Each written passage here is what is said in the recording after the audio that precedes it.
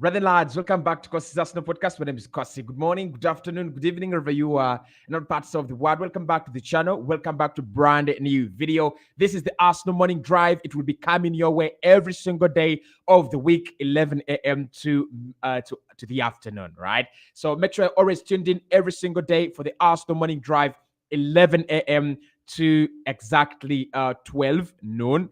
Make sure you're always tuned in for that. We're going to be talking about Gabriel Jesus' return to Arsenal, Mikel Arteta's response to his return, because Mikel actually says that Gabriel Jesus will have to work his way into the team just like every other player has actually done. And look, this is very, very interesting. This is very, very intriguing as a debate for us Arsenal fans. Should Gabriel Jesus come back in the team right away, just like, of course, we saw him in that Fulham game, came in, had a very, very massive impact on the game in the second half. I thought we played much better when he actually came on as compared to how we started off the second half. I think the first half was purely brilliant and beautiful. We'll be talking about that. But do you think Gabriel Jesus deserves to start for Arsenal, even without working his way back into the team? Look, the likes of Gabriel Martinelli, the likes of Trossard, and Bukayo Saka have actually been very, very phenomenal and very good. But do you think Gabriel Jesus deserves that extra bit of,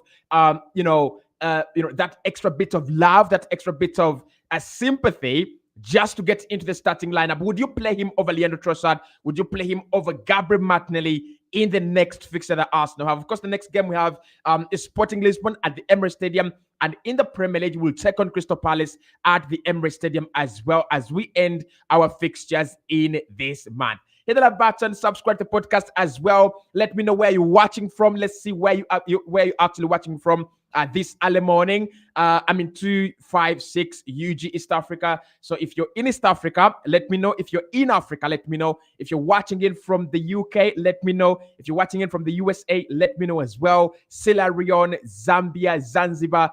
Let me know where you're watching from. Let me know exactly where you are watching from. Right. So, of course, it was a Sunday that we played, because we played in the Europa League on Thursday. Arsenal beating Fulham 3-0. And that fixture actually defied the rules of gravity, in my own opinion. It defied the rules of logic. It defied any logic that any football pundits actually had, because everyone you were listening to their preview, I didn't do a preview for that one earlier on. We did a match, we need a match build up, but we didn't do a preview.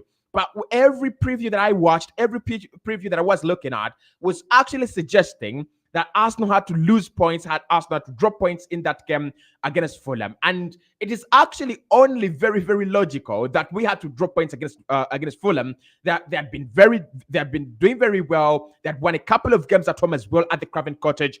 And everyone would tell you that if in the Premier League, the couple of fixtures that you have to, look at and go, if I get a point in this fixture, we will have done really, really well. And one of those fixtures is Craven Cottage away to Fulham. Fulham away at the Craven Cottage. It's one of those fixtures that every single team looks at and goes, wow, this is going to be a difficult one.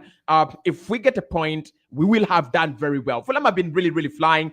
They're sitting 8th on the Premier League table, above Brighton and above Brentford. Under Marco Silva this season, they are not actually complaining. They really, really can't complain. They're one of the sides that are trying to get into UEFA Europa League positions. Probably the Champions League is a little bit too high for them as an ambition, but the Europa League and the UEFA Conference League are not very far away from them. So Arsenal going into that game, you would have fancied Arsenal to drop points. Everyone would have fancied Arsenal to drop points. But if you remember my prediction yesterday in the match build-up, I said this one is going to be a 3-1 in favor of Arsenal. And I'm really disappointed in Fulham that they didn't score. Yes, they did. I think they hit the crossbar.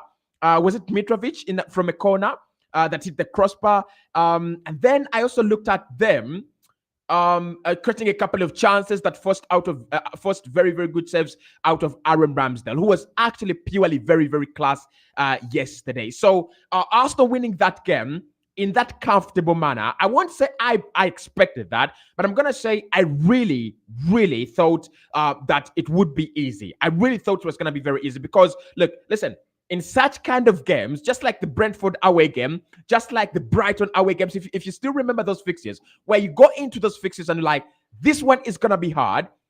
Arsenal always step up. Arsenal always play that extra with that extra kind of zeal, with that extra kind of passion, with that extra kind of heart to get the result. And we won 4-2 against Brighton. Yes, Brighton played very well in the second half and they were almost coming back into the game. But that doesn't take away the fact that Arsenal took the game away from them right from the first half. You look at the Brentford away game at the GTEC Community Stadium. Again, Arsenal were purely dominant in that game, and we won it 2-0. It's one of those games where Arsenal literally had no 3-0. Sorry, 3-0. Why do I always say 2-0? We won it 3-0, right? We won it 3-0. 2-0 at halftime, and another goal from Fabio Vieira in the second half. Okay, and then we won that one away. And then look at the Craven Cottage. I'm fancying Manchester City to drop points at the Craven Cottage or to drop points against Fulham if they still have that fixture in their locker. I'm fancying them to drop points against Fulham because they are very close to dropping points at the Sellers Park.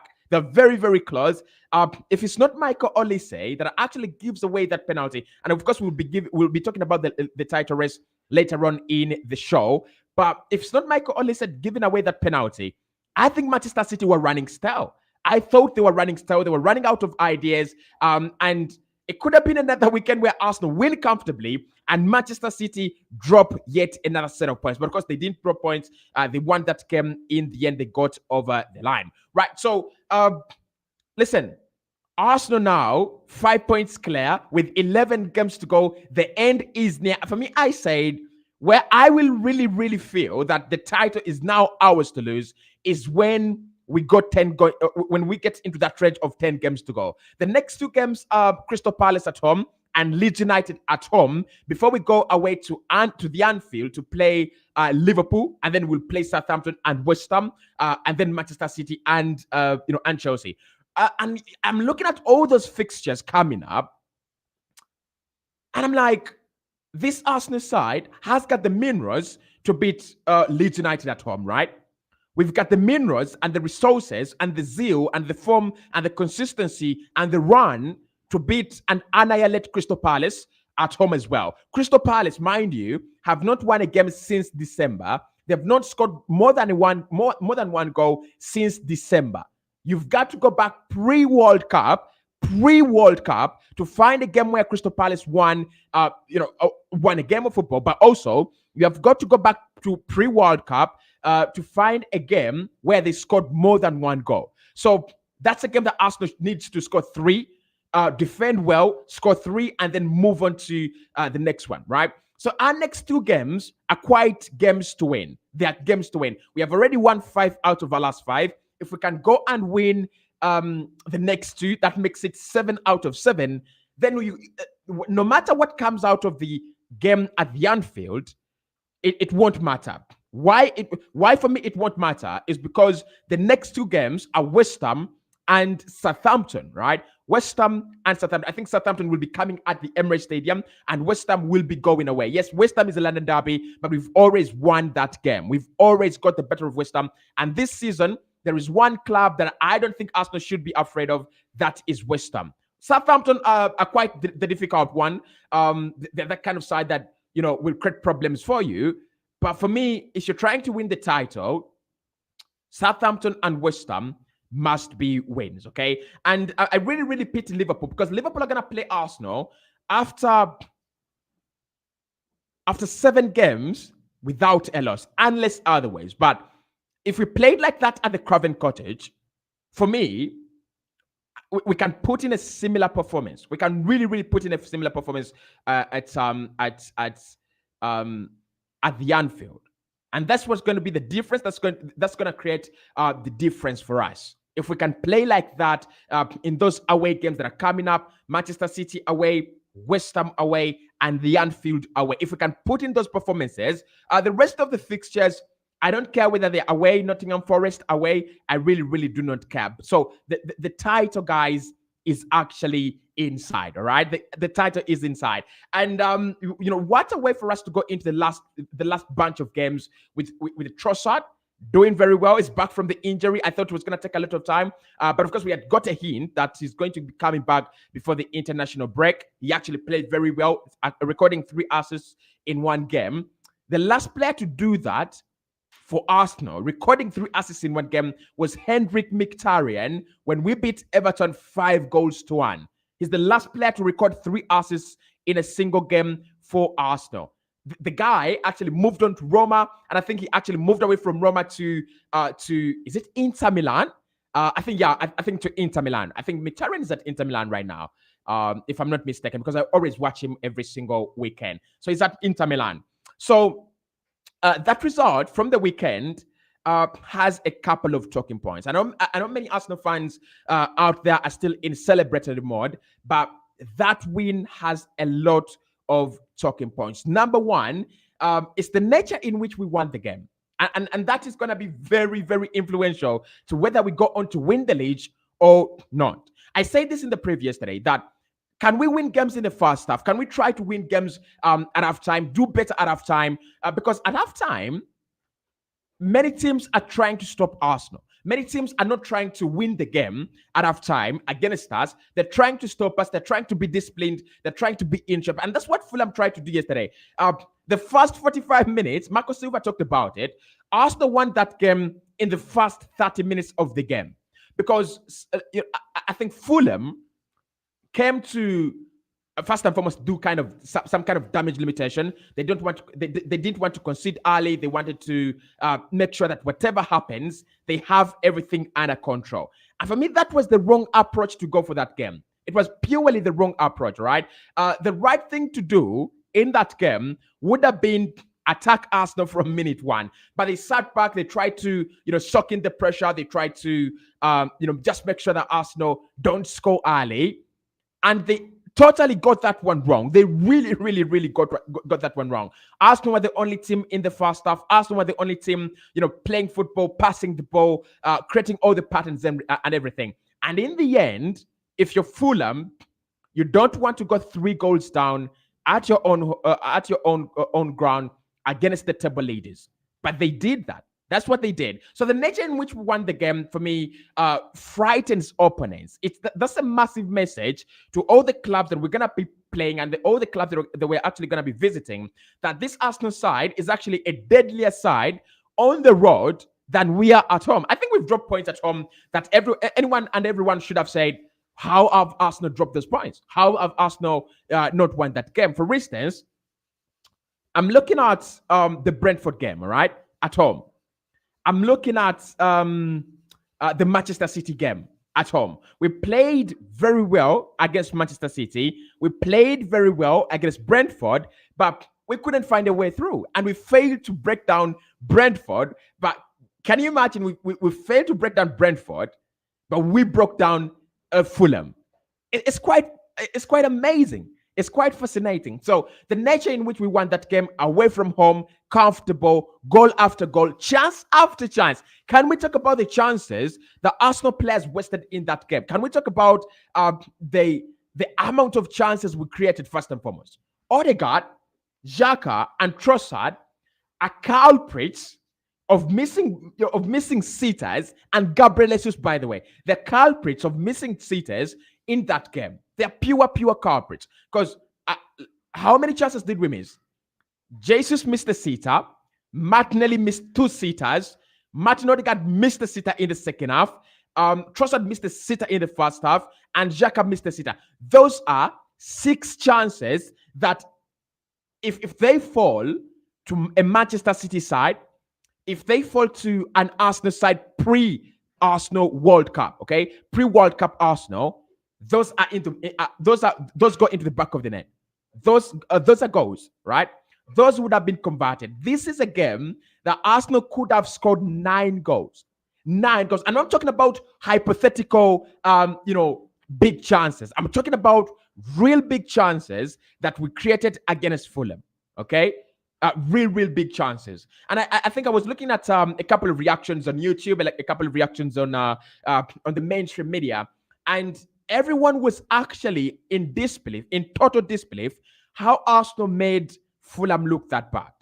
How Arsenal made Fulham look like a pedestrian club. This is a club that, you don't just pick points on. Marco Silva's team has actually been in very, very fine form. But for us to go in there, pick up 3 points in the nature in which we did, it doesn't show only that we are title contenders, but it shows that this Arsenal side has actually come very far in terms of development. It actually shows that this Arsenal side is ready for any kind of challenge that we will be facing in the years to come. It's not only in the years to come actually, but in the games to come, right? And we are still very early in terms of our development. We're still very early in terms of Arsenal and where we want to be. We're still very early. This squad is missing a lot of players. This squad is missing a lot of quality. For me, if we can go out there maybe and sign a player like Declan Rice, add him to the side, add a player like Jude Bellingham, add him to this side, add a player like Moussa Diaby or Jeremy Frimpong from Bayer Leverkusen. If you can add that extra bit of talent and that extra bit of quality and be like Man City. Man City, over the weekend, did not play Kevin De Bruyne until the 75th minute. They didn't actually bring him on. They brought him on after getting the goal, right? They have a Riyad Mahrez on the bench as well. There are players like Julian Alvarez on the bench. And that almost is the difference between Arsenal and Man City. That extra bit of quality, right? So for me, rivals should be scared. Rivals should be purely and utterly scared of this Arsenal side. We are very, very early into our development, and we are performing wonders. Okay, next season we must be better. Next season, but one, we are going to be much, much better because our squad will have developed in terms of age, in terms of experience, in terms of in terms of togetherness and everything. And then I think we will have added at least another 2 windows to that squad. But for us to put in that performance, even before we talk about new players and new additions, that was purely class. But the other thing that I think we learned from this game is learning to put games to bed early just takes away the pressure. And that's something that Arsenal have got to do. That's something that we've always done in the first part of the season. I don't know where it actually had gone, but it is something that I really loved. Putting games to bed in the early stages of the game. That was a 3-0 comfortable win. Like, it was so comfortable to an extent that in the second half, Fulham were the better side, by the way, in the second half. I don't think they created better chances than us in the second half, actually. But I thought they controlled the game better. They showed a lot of heart. They tried to win the second half. I think they wanted a goal. They just never wanted that kind of humiliation that Arsenal came here, won 3 goals to 0 without us responding. So they were the better side in the second half. But when you win games like that, when you put games to bed early, it just allows you focus on the next game. I'm telling you right now, I'm focusing on Crystal Palace at home. I'm focusing on Sporting CP at home. And what a week we've actually had. Many people will not realize this, but we played almost 5 starters of our starting 11 in the midweek game against Sporting. Saka started, Martinelli started, Xhaka started, Zinchenko started, Ben White started, and William Saliba started as well. Those are 6 players of our starting 11 that played in Portugal in Sporting Lisbon. And actually Partey came on as well in the game, right? So for us to play almost half of the team midweek, and then we play the full team over the weekend and put in such a performance. I'm not saying Arsenal players should not be playing every single week. I'm saying it was marvelous. It was good, right? We're playing almost a game every single 3 days. We're playing a game, right? In this period, right? So what a week it has been. Picking up a point in Lisbon, just make sure that everything is under control. When they come at the Emirates Stadium, it's going to be a different story. And then also, Arsenal making sure that we get the right 3 points against Fulham. That was very, very good. It was a very, very good week. And now we are beginning a new week where we almost have the same action. On Thursday, Sporting Lisbon are visiting the Emirates Stadium. And on Sunday, Crystal Palace will be coming from the Sellers Park to the Emirates Stadium to settle the matter. Can we beat them home and away? We've really, really done well in London derbies this season. I think, to be honest, we have beaten Fulham home and away. We have beaten Tottenham home and away. We have beaten West Ham in the first leg, Chelsea in the first leg, Crystal Palace in the first leg. We've actually been very good in London derbies, right? And there is a high possibility that we might not drop points again until we play Liverpool. And the two teams that we're going to play after Liverpool, I think those are London derbies, aren't they? You have West Ham and you have Leeds United. Oh, Leeds United comes before Liverpool, right? So you have two London derbies again coming. We might not lose a London derby in this campaign because Chelsea, however much I give them respect, however much I look at them as a much better side, they'll be coming at the Emirates Stadium and they have not got their shit together yet. They have not got their grasp together yet, right? So yeah, I mean, great week. Let's move on to the next one. Now, Mikel, of course, was speaking to the media after that very beautiful performance. He was telling us about Gabriel Jesus, what it means for the player to be back and everything like that. I want us to dive into his press conference and look at some of the quotes that he actually was talking about. Good morning to everyone in the chat. Hope you're actually doing very, very well. I'm actually doing very well as well. Type good morning in the chat and let me know where you are actually watching from. Saspo says we must win both if possible. And then Saspo says watching in from Sierra Leone. Thank you so much for watching in from Sierra Leone. Kandwani says with Partey, Trossard, and Jesus available, I'm now telling you there is no turning back, man. City will not catch Arsenal. All right. Calvin says, thanks, Cossy, following you live from Doha. Wow. Thank you so much for watching. Much love from to you guys in Doha. Clifford says, yes, Jesus is back. Clifford from Zambia. Much love to you guys in Zambia. Clifford says, hi, Cossy. Good morning. Love you so much, bro. Keep it up.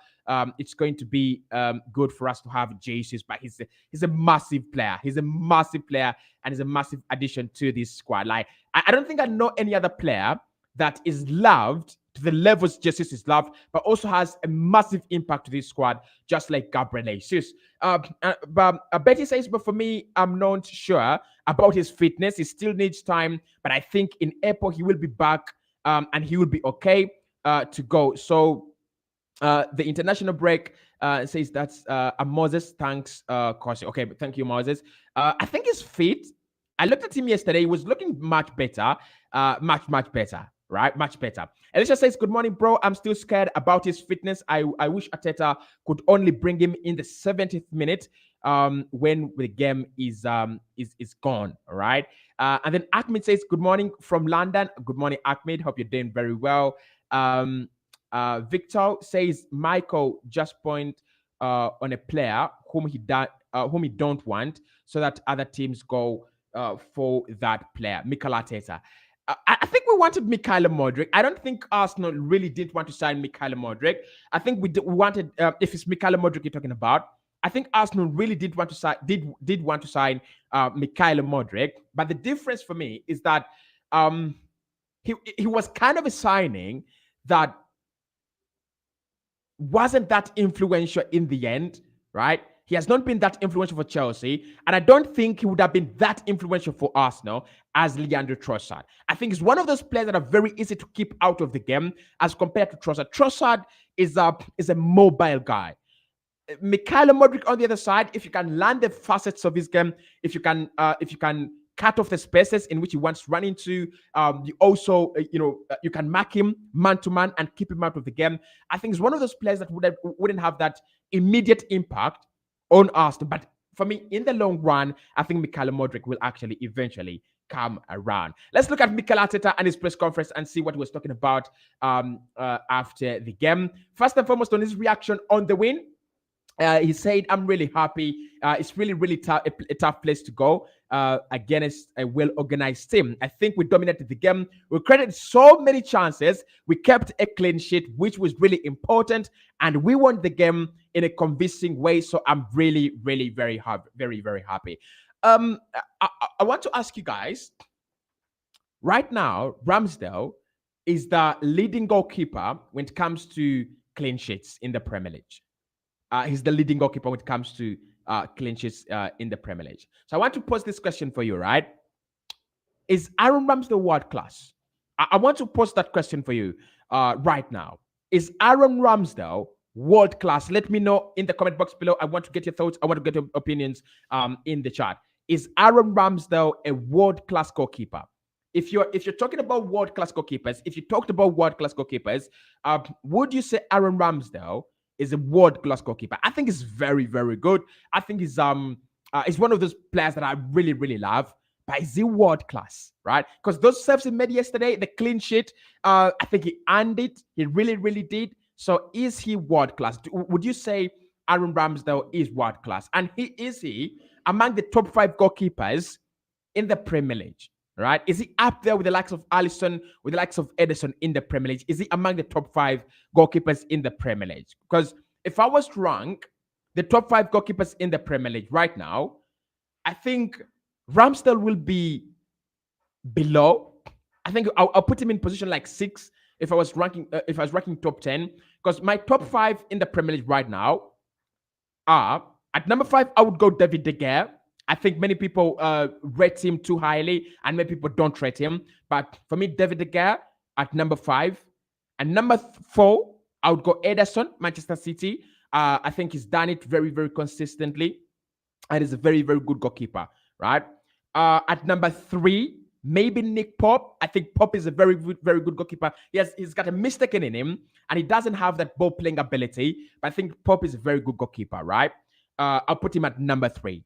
At number 2 this season, I think. Listen, I might just go with David Raya at Brentford. He's been very good. Actually, the goalkeeper at Brighton, Sanchez, has also made a lot of saves. But I really like David Raya. I'll go David Raya and Sanchez at number 2. They would tie there at number 2. And number 1, it would be Alisson. But if you're ranking goalkeepers in the Premier League, would you put Ramsdale up there with the likes of Alisson? Because the times when he's been off, like he's made those mistakes, but the times when he's been really class. The James Maddison save last season is still on my mind. The Leon Bailey save this season against Aston Villa. The saves he made yesterday against Fulham, they're still also at the back of my mind. So let me know, is he world class? Is he really, really world class? But Mikel says we dominated the game and we created so many chances. It's one of those things that Arsenal need to get used to.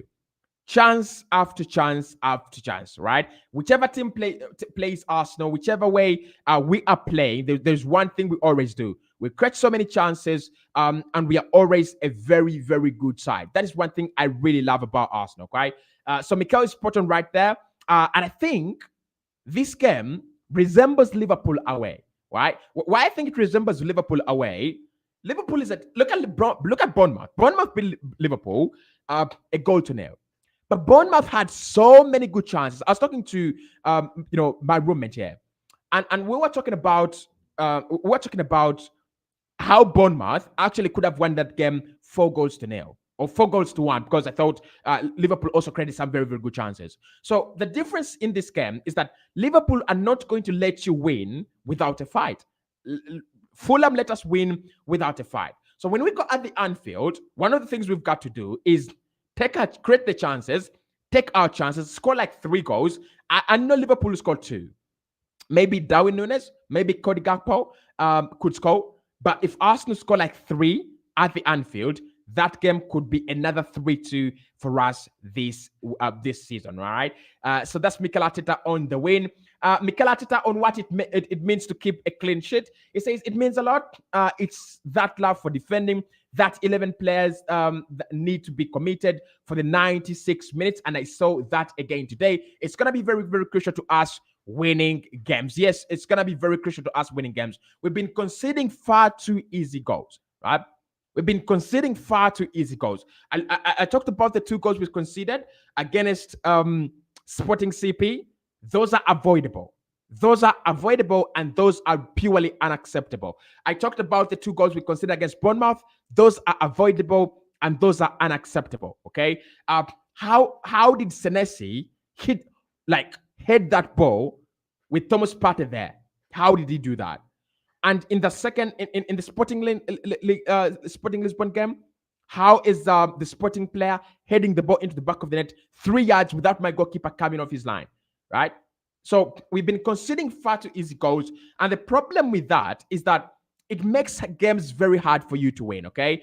It just takes games away from you. Maybe you score fast and then you concede, and then the morale is lost. Okay, but in that game, Arsenal defended very well. We were hunting in numbers, we were hunting in packs, and when we went up front, we went in the final third, we're still going in numbers, okay? So for me, the clean sheet is one of the highlights I loved in that game. I really, really loved it. And I hope Arsenal can keep more clean sheets in the games to come. I really, really hope so, right? Um, uh, Pat, Pat, Patelvis, right? Patelvis says, I'm from Qatar. Much love for you people in Qatar. Let me know where you're watching from and continue hitting that button. Sisimo says, Martinelli, Jesus, Trossard have to be played to see the difference. Are you dropping Bukayo Saka? Are you dropping Bukayo? We're going to be talking about Bukayo Saka in a minute. This show ends at exactly noon. So make sure you're watching and make sure you're hitting that button. But I want to ask the question as we prepare for that Gabriel Jesus return commentary. Who drops for Gabriel Jesus to get into the team? Who would you drop right now? Martinelli is in fire. I think Martinelli has now scored 12 goals. Is it 12 goals this season? 12, okay? And he's on fire. Saka, consistent. Trossard, brilliant. So who would you drop for Gabriel Jesus to get into the team? I would love to see what you've said on the Aaron Ramsdale situation. Francis says, watching in from Belindo. Thanks, Cossy. Thank you so much. Anu says, Ramsdale is world class because he's always there with the good and fine saves to keep us going. All right. That is that's quite very, very interesting. And then someone says definitely he's a one world class goalkeeper. All right. Ahmed says he is near world class. Okay. Yeah, I would say he's near world class. I might not just go, yeah, he's world class, but I might say he's near there, right? He's near there. James says, Cossy, how are you doing? James in Nashville, Tennessee, USA, but from Barara. I love you. I love your shows. I would like to see Jesus in the next 3 games, only 20 minutes until he's fully fit. Thank you so much, James. Someone says, we are happy with the way things are going on in Arsenal. Keep on the spirits. Benjamin says he's coming from Sierra Leone. Good morning, bro.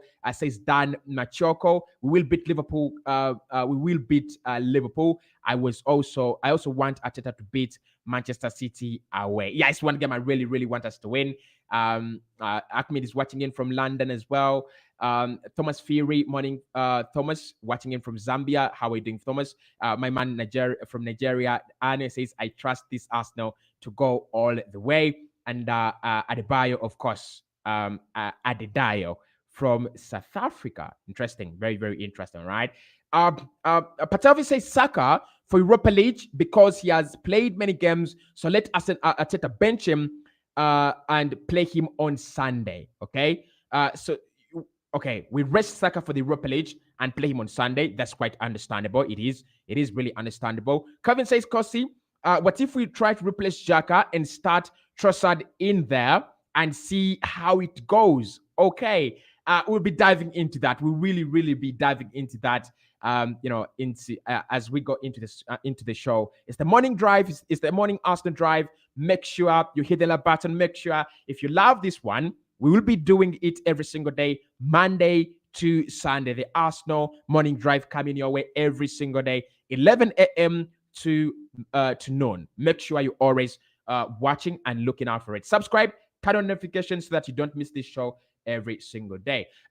Mikel Arteta, of course, on the importance of winning the way we did, it says to me, it does push me to the limit. In the Premier League, 1-0 or 2-0 is not enough. The 3-0, and then 3-0, that changes the game. There's still a lot to play for in the second half, and we dropped the level a bit in the first few minutes. I think the boys had an outstanding performance against a really tough side and opponent. Today, it's a day to praise them. Yeah, listen, 5 games out of 5, and what a way to mark 5 games out of 5. Because this Arsenal side has been quite very, very disappointing at times when it comes to, picking up wins.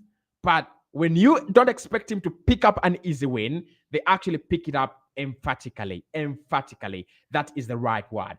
On Leandro Trossard performance, Mikhail says, when we talk about composure and finding the right pass, I'm looking to the right player in the box. It's very blurry, and some other players make rush decisions. He created 3 goals. He could have scored 2. I think he was really, really impressive. Not only that, he had an injury only a few days ago, and that injury could have taken a week or 10 days. He was willing to come back early. The physios and doctors did really well to do that. That changes these things in the team, and we needed him, and his contribution was purely superb. Guys, here is another question for you, right? Here is another question for you. Of course, we have the question, who do you drop for Gabriel Jesus? It's going on right about now. Who do you drop for Gabriel Jesus to come into the team? But the question with Leandro Trossard is, and I asked you this yesterday in the last video I uploaded, right? Is Leandro Trossard a much better player overall than Mikhailo Mudryk? In your opinion, I want your thoughts here. Is Leandro Trossard overall a much better player than Mikhailo Mudryk? I'm not talking about Mikhailo Mudryk non-signing for Arsenal and the flop that is becoming at Chelsea. I'm talking about the overall player. Is Trossard a much better player than Mikhailo Mudryk?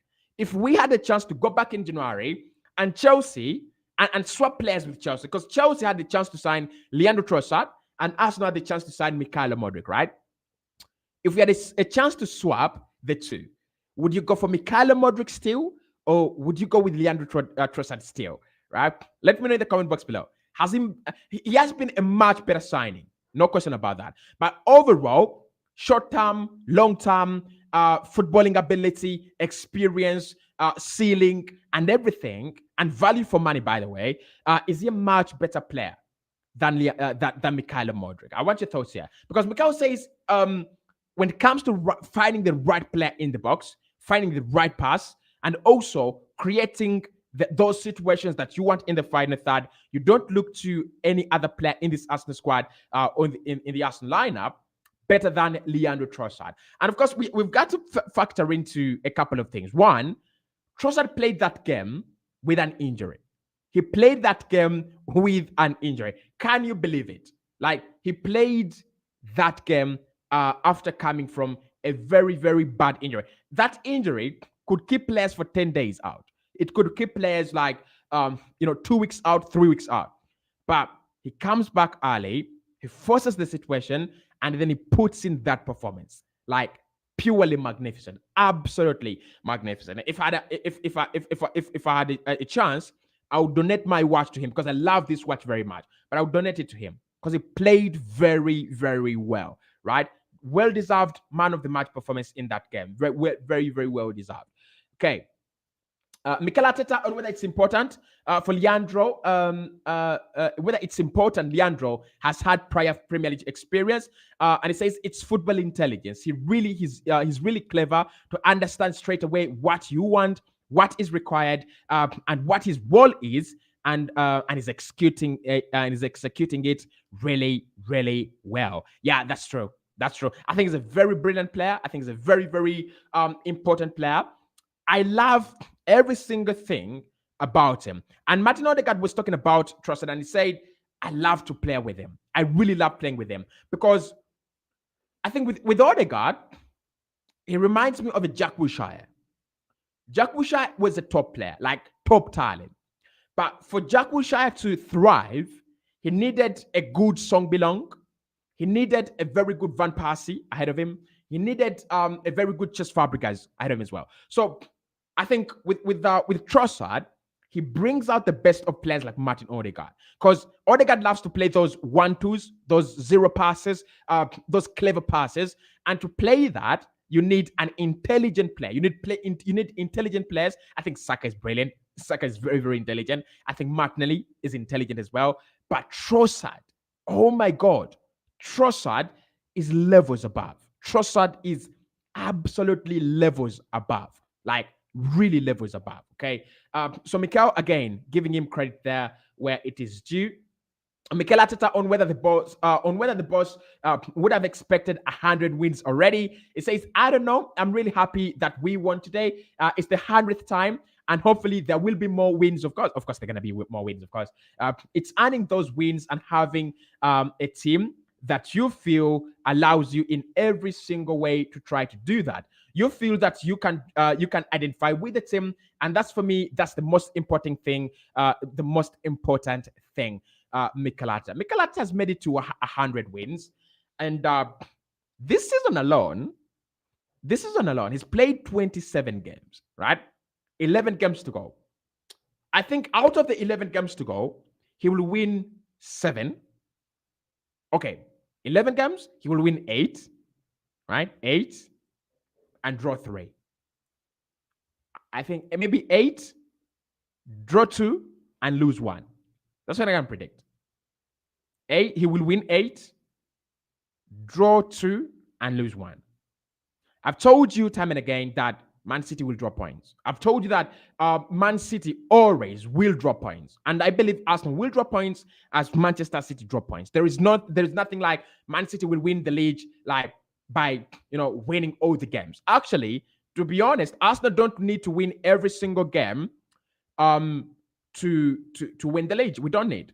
All we need is to go to the Manchester City Stadium, the Etihad, and pick up a point. That keeps us 5 points clear, and then we could maybe lose a game to any club, right? That keeps us 2 points clear. So we can afford to draw against Manchester City, lose a game, and still win the league. That is how difficult it is for Manchester City winning the league. But Mikel Arteta winning the league, Mikel Arteta getting to 100 wins, that is such a milestone to a manager that inherited a squad with Socrates Papastopoulos, a squad with David Luiz, a squad with Pierre-Emerick Aubameyang, Alexander Lacazette, Matteo Guendouzi, a squad of unspirited souls, okay?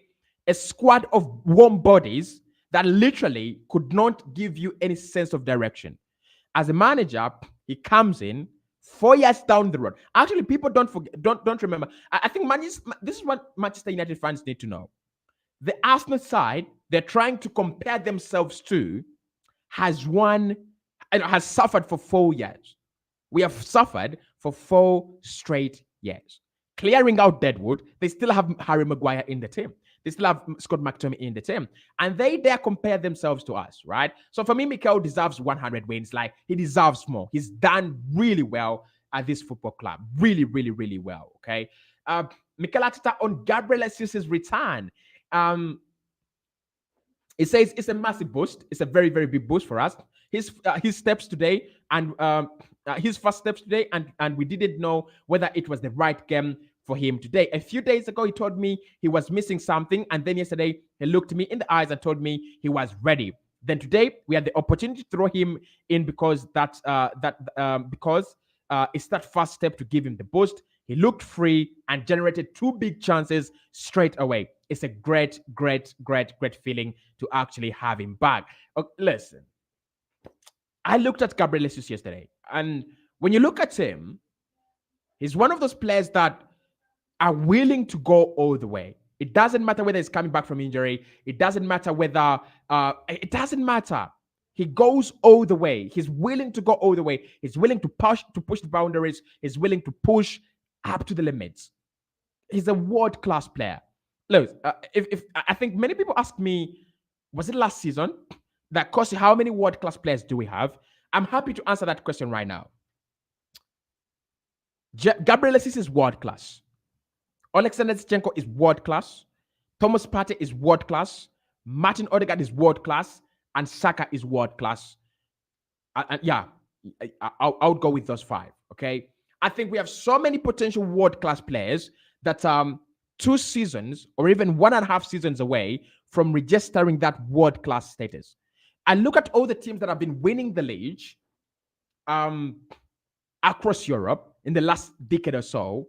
They don't have a full squad of world-class players. Look at Juve and what they've been doing in Italy. Yes, they've been, they've been bribing, but they didn't have even 5 world-class players in their team. They are a Ronaldo, world-class, maybe. Paulo Dybala, world-class. Buffon, world-class. Maybe Cellini and Bonucci, world-class as well. And that's it. And that's it. The rest of the players, are upcoming world-class players. And the likes of Pillar, who are world-class and left, eventually. So for me, Gabriel Jesus' return right at this point is unprecedented. The impact he's gonna have on this team, even without scoring goals, even without doing all these other things that other strikers do, the impact is gonna have, just to know that our best striker is back. The fan base is gonna go wild. The fan base is gonna go bold, right? Just to know that we have a player like Gabriel Jesus on the bench before he starts starting games. The confidence it gives to the players, right? His work rate, I think his work rate is very similar to that of Leandro Trossard. And that's why I asked, do you play Trossard? Do you play Gabriel Jesus? Right? Because their work rate is very similar. The ability to read the game, the ability to influence the game is quite very, very, very similar. Okay. So Mikel says it's a very big boost, and we are very happy to have him back. Mikel, on if he would if he would be chanting with our supporters. He says, I would be singing with them to support the team. That's for sure. They've been exceptional. The amount of people that are coming, their attitude, their passion, and the energy they are putting in is very, very incredible. We are going to need that, and that's a game changer for us. So thank you very much to the fans. I also want to say a thank you to all the massive fans in London that are going to each and every game, that are supporting the team, that are going in there. Those are the real deal, right? Because the team needs a lot of support. The team needs a lot of morale, and those guys actually provide that morale. On who Jesus could replace in the starting 11, because this is where it is quite very interesting, right? Mikel says now he needs to earn his place like anyone else in the team. We have alternatives that can play in different positions, and we have different roles to fill in relation to the chemistry and the players and what we ask to and what to ask of them to do. It's a great problem to have, believe me. Okay, so there we are now. Who does he replace in the starting 11? Right? Who does he replace? Should I do a video? Let me know in the comment box below right now. Let me know in the chat. Should I do a video about how Arsenal could line up with Gabriel Jesus' return? Right? Should I do a video? Because I think Trossard doesn't drop. I think Martinelli doesn't drop. I think Saka doesn't drop. And it's so hard to drop Gabriel Jesus. But should I do a video for you? Right? Should I do a video about that? Let me know. If you want the video, I'll definitely drop it. On if Gabriel Jesus' absence showed a different side of our attack, Mikel says, yeah, we try to adapt to the qualities that we have to play to their strength and positions that we want them in as much as possible. Leandro Trossard has very different qualities to Gabi, and Martin has as well complements him really well in terms of space and understanding. It's great to have the versatility in the team. Yeah, it's been very good, because many people said we are one injury away from picking up a bad injury, like picking up a bad run. They said if you lose Partey, you're gone. You're no longer title challengers. You're no longer title contenders. We lost Partey, and we lost Partey, and we continue winning games. Okay, we lost Gabriel Jesus, and since we lost Gabriel Jesus in December, we've lost to Manchester City. We've lost to Everton and drawn a game against Brentford.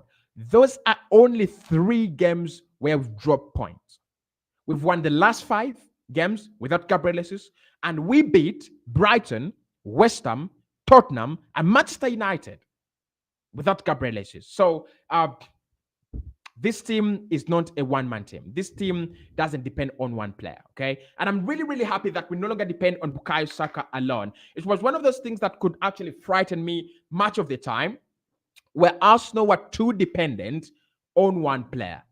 That is gone now. That is purely gone. That is that is out of the door. That is surely out of the door right now. All right. Okay, let's see what people are saying in the chat. Kelvin says Cossy Mudryk plays a bit of football, but look at Trossard. Oh my God, this guy is a genius. His physicality, his commitment to scoring and assisting other players. Trossard all day. All right. Clifford says Trossard is better than Mudryk all day. Okay. Bab says Arsenal must always be mentally prepared to meet teams at bottom of the table, hoping to remain in the EPL. They will come out stronger than expected. True. I agree with you there. I really, really do. And of course, we have already tested failing to beat Southampton and failing to beat Everton. You have a point, Bob. You have a point, Babs. That's very, very right. This is the Arsenal Morning Drive. It takes you right from 11 a.m. to noon. Make sure you're watching in every single time, every single day of the week, Monday to Sunday. Make sure you're watching the Arsenal Morning Drive every single day. It will be coming to you. And of course, a couple of other shows that I'm preparing for you on a daily basis. Cristiano says, what is 7-0? Oh my God. I mean, Manchester United fans won't want to listen to that. City's 2025 says on the second question, my take is that Mudryk cannot be anywhere close to Leandro Trossard at the moment, depending on their productivity. Okay. And then Colinia Sticks says, Cossy, I can say our doctors are doing really, really well. We shouldn't forget them. They are doing a great job and they should be appreciated for the job well done. The fitness doctors. Exactly. Listen, Gabriel Jesus is back. Leandro Trossard didn't take a lot of time to be back. Martinelli and Saka are playing almost every single game and they're not picking up injuries. To be honest, they our physio deserve a lot of credit. They really, really do. They really deserve a lot of credit. Says this is Patelvis says Mudryk is a monster, but our formation fits Trossard than Mudryk. For Mudryk is in a good team. That depends on a counter attack. Okay. And then Adedayo says, for me, I will stick with Trossard, but Mikhailo is not happy in Chelsea, and that could have affected his game at the moment. All right. I love you guys. Thank you so much for watching in. Abidemi says Trossard is Premiership proven. I'm not surprised he's playing better than Mikhailo Mudryk. Okay. That's quite very, very interesting. That's quite very interesting. Big up to you, Kelvin Juma, as well in the chat. Lucky says, I knew that Trossard was going to be a big impact for our club. Come on, you guys. Love you, Cossy. Thank you so much, Lucky Eddie. Love you too, as well. So those are the main parts of Mikel Arteta's press conference. Talked about Pep Guardiola's comments that we are favorites to win the title, and he says, "I don't know. We just discuss what we discuss internally to be really, really humble, to work on the next training session, and try to be better every single day. And that's our focus. There is still a huge part of the season to be completed. Okay, are we title favorites? Let me know. Let me know. This is the Arsenal Morning Show, the Arsenal Morning Drive. It takes you right from 11 a.m. to noon.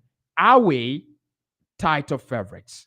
I want to know. I want really, really know. As we tackle the last question, who drops out of the starting 11 to accommodate Gabriel Jesus? We are tackling that. Who drops out? You guys have told me Leandro Trossard is better than Mikhailo Mudryk. So who do we drop for Gabriel Jesus? That is the last topic in of discussion in the show, and then we will call it a show. It's the Arsenal Morning Drive. It takes you from 11 a.m. to noon. Make sure you check it out every single day, 11 a.m. to noon. Now, this is what I'm gonna say, and this is my opinion. Really, my opinion. I support Mikel Arteta. I think with the chemistry that Trossard, Martinelli, and Saka have created, it's gonna be very hard for us to go Trossard drops or Martinelli drops. Martinelli doesn't actually deserve to be dropped, because right now Martinelli is Arsenal's leading top scorer this season. I don't know if you people have actually noticed that, but he's our leading top scorer. And I want to show you the statistics here, right? I want to show you the statistics. There we go. Gabriel Martinelli is Arsenal's leading top scorer. 12 goals, 2 assists in 27 games. Okay. I think we've always talked about him as one of those players that are always going to be in the goals. rather than in the assists. There's so many chances that he gets as a player and he could square it. He could assist another player. But you see him go for goal. And for me, the reason that's why he always loves to go for goal is he's got that ability to finish in him, right? So 12 goals in 27, top scorer at the club. He doesn't deserve to drop. He really, really doesn't deserve to drop. Last season, actually, he played 29 games and scored 6 goals. This season, Martinelli has already doubled the number of goals he scored last campaign in two games less. So you can't drop Gabriel Martinelli. You can't. He's actually a much better player with Trossard and Gabriel Jesus on the pitch. So there is no justification for us to drop our leading top scorer this season. Saka to drop, forget it. Okay? Forget it.